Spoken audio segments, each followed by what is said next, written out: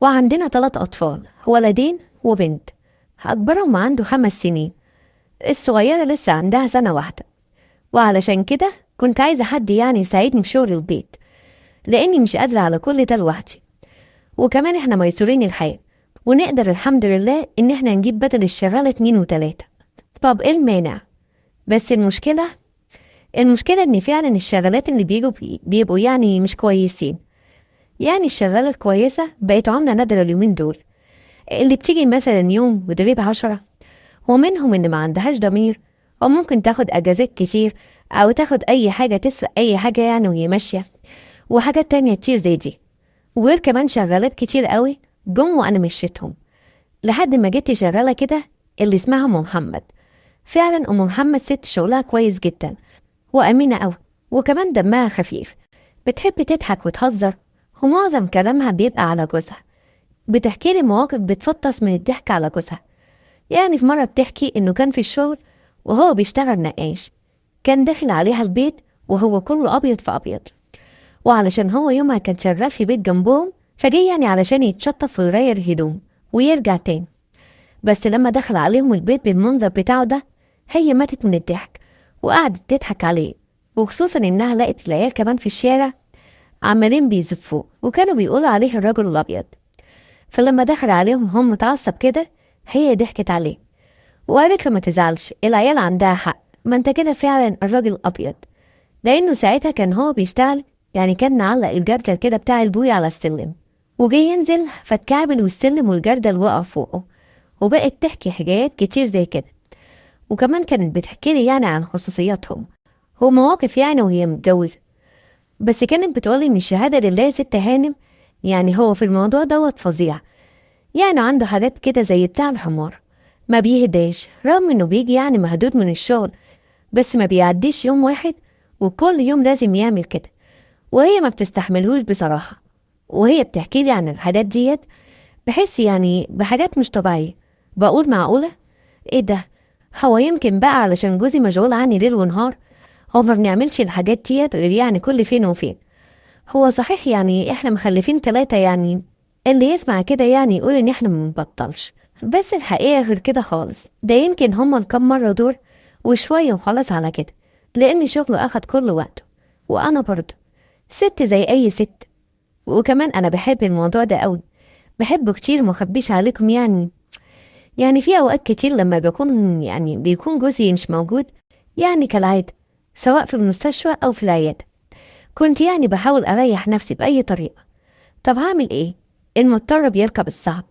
فكنت بحب قوي ان ام محمد تفضل تحكي لي كده عن الحكايات ديت، يعني عن جوزها واللي بيعملوا معاها وكده. وكتير كنت بتخيل نفسي مكانها، ومن جوايا كنت بحسدها على النعمة اللي هي فيها دي. وفي يوم كنا بنعمل حفلة، يعني حفلة عيد ميلاد لبنتي، فقلت لأم محمد هات حد معاكي علشان يساعدك، انت مش هتقدري على الشغل ده كله لوحدك. ساعتها قالت لي خلاص انا هجيب جوزي معايا، وهو اليومين دول اصلا ما عندهوش شغل، والدنيا بصراحة ناشفة على الاخر. بصراحة هي لما قالت لي كده انا انبسطت جدا من جواي، لاني كنت عايزة اشوف الوحش الكاسر اللي بتتكلم عليه دايما، عايزة اشوف ده شكله ايه. ويومها من الصبح جت ام محمد ومعاها جوزها علشان يعني يجهزوا للحفلة. ولاحظت حاجة غريبة قوي، ان الراجل فعلا ما بيهداش، رايح جاي يحضن في مراته في المطبخ، ويبص ما يلاقيش حد فيروح ماسكها ومش عارف فين يخبطها. وهي تقول له يا راجل عيب عليك، ده احنا في بيوت الناس، انت عايز تفضحنا؟ طب لو حد شافنا هيبقى ايه شكلنا دلوقتي؟ وهو يقول لها ما تخافيش، انا واخد بالي قوي. وبصراحة انا كنت مراقبة كل اللي بيحصل، فكنت حريصة جدا ان محدش فيهم ياخد باله يعني من اي حاجة. كنت عايزة اشوف هو بيعمل ايه بالظبط، وكنت مستغربة قوي، والرهبة دي كانت جوايا. انا عمري ما كنت كده، بس حكاياتها والحكايات اللي كانت بتحكيها لي عن جوزها حاجة مش طبيعية.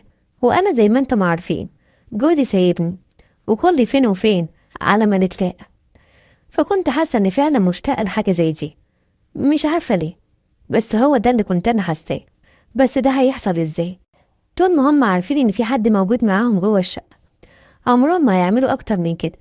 وكنت متأكدة لو انا خرجت بس نص ساعة الراجل مش على بعضه، اكيد ده مش هيسكت.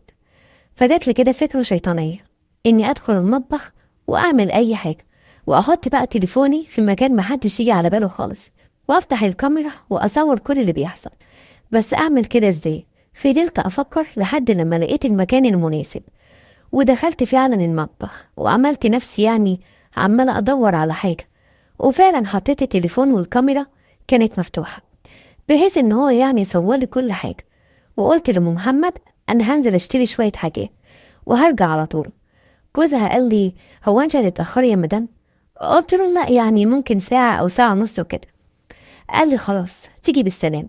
بس بعد اللي قاله ده واللي قاله ده في حد ذاته أكد لي على نيته وإنه أكيد هيعمل حاجة. فنزلت واشتريت شوية حاجات كده، وكنت قاصدة إن أنا أفضل بره يعني أكتر من ساعة، ورجعت المطبخ على أساس يعني بحط الحاجات اللي أنا اشتريتها، حطيتها في الأدراج وكده. أخدت التليفون وجريت بيه على الأوضة بتاعتي وقفلت الباب بالمفتاح، وفتحت التليفون إن أنا أشوف الصور. ويا لهوي على اللي أنا شفته. مجرد ما خرجت مجرد إن أنا مشيت من الشقة لقيت الراجل ده مش طبيعي. راح على أم محمد زي الوحش، كان زي الأسد، عنده مجموعة مش طبيعية. والست اللي معاه دي غلبانة. ايه اللي بيحصل ده؟ هو في كده؟ وكانت كل حاجة في المطبخ، وبصراحة وانا بتفرج كنت هولع من اللي بشوفه. وفعلا وقتها اتمنيت اني انا اكون مكانها، ونفسي حد يعمل معايا بالقوة دي. ولقيت نفسي سخنت على الاخر. هو ما لقيتش قدامي حل غير اني انا اريح نفسي.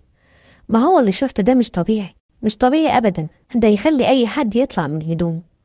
وبعد ما خلصت اللي انا كنت بعمله طلعت وخرجت، ما كنتش قادرة اخش هنا من على الراجل ده. وطول الحفلة وانا كنت ببص عليه، ولاحظت فعلا ان هو مش طبيعي، حتى في الوضع العادي مش طبيعي. وببص لأم محمد بحسدها فعلا. انا فعلا كنت بحسدها على اللي هي فيه ده. هو ازداد حسدي ليها بعد كده، بعد ما شفت بعيني. المهم عادت الحفلة على خير وكل حاجة مشيت تمام. وتاني يوم بتكلم مع أم محمد وقلت لها تعرفي إن أنا بحسدك على جوزك؟ قالت لي بتحسديني على إيه يا مدام؟ هو صحيح اللي أنا بحكي ده ممكن لو أي واحدة محرومة من الحاجات دي يبقى نفسها فيها، بس الدنيا مش كلها كده. الدنيا مش كلها في الموضوع ده، ما فيش في دماغه غير الحكاية دي وبس. لكن اللي عايز حاجة بياخدها كلها على بعضها. في ناس ربنا مديها فلوس كتير وممكن تكون محرومة من حاجات تانية، وناس عندها صحة، وناس عندها راحة بال، وناس محرومة من الخلفة وعندها حاجات تانية. وزي ما حضرتك شايفة جوزي هو بيشتغل يوم وبيقعد 10، والرزق شحيح قوي. احنا احيانا بيفوت علينا ايام مش لاقيين حتى ناكل العيش حاف، ولا لاقيين ناكل عيالنا، ودماغه تعبانة. وبعدين هو زي الحمار، في اي وقت وفي اي مكان ما بيفرقش معاه تعبانة ولا مش تعبانة، ولا فرق معاه. المهم هو يتبسط وبس. صدقيني يا مدام، انا احيانا بيبقى معايا ومش طايقاه، وحاسه ان هو زي الطور كده، لا فارق معاه احاسيس ولا مشاعر، او ان انا مبسوطه ولا لا. ببقى ساعات نفسي اسمع كلمه حلوه واحس ان هو انسان معايا، لكن ده ما بيحصلش ابدا. وزي ما انت شايفاني كده اديني متمرمطه في خدمه بيوت الناس. بصراحه ان بعد الكلام اللي هي حكيتهولي خلتني اشوف الموضوع بنظره تانية خالص. صحيح ان الدنيا مش كده، وان ابقى سبت كل النعم اللي انا فيها دي وجوزي هو سبب فيها، ومسكت بس ان هو مشغول عني شويه، مع انه بيعمل كل ده علشاني انا واولادي، علشان نعيش في اعلى مستوى ونكون مرتاحين ماديا. وبصراحه جوزي عمره ما بخل علينا باي حاجه، ومعيشني احسن عيشه. وبعدها حسيت ان انا بحتقر نفسي قوي، مش اللي عملته بالشعور ده اللي انا كنت بتمناه مع واحد زي ده. ونسيت اني انا متجوزه راجل عظيم ومعيشني في نعمه ما كنتش احلم بيها، وبيضحي كل وقت وصحته علشان خاطر وخاطر عيالي. بعدها على طول دخلت ومسحت الفيديو، وندمت فعلا على اللي انا عملته ده. وقررت من بعدها اني انا اعيش علشان جوزي وبس، واني انا اتقي ربنا في جوزي. وحاسه ان انا عملت دوت غلط، وبدات ان انا اقرب من ربنا كتير. بحاول، عايزه ربنا يسامحني على الذنب اللي انا عملته ده. ويا ريت تقولولي وتنصحوني اعمل ايه علشان ربنا يسامحني من اللي انا كنت بعمله دوت، واللي كان دايما في بالي على طول. ومستنيه كل ارائكم وتعليقاتكم، ويا ريت تكتبولي بدون تجريح، لان كلنا بني ادمين واحيانا بنغلط، وشيطان شاطر وممكن يتغلب علينا. احنا ضعفة، وأي حاجة ممكن تأثر فينا. بس أنا الحمد لله حاليا قربت من ربنا أوي، وبتمنى إن هو يسامحني.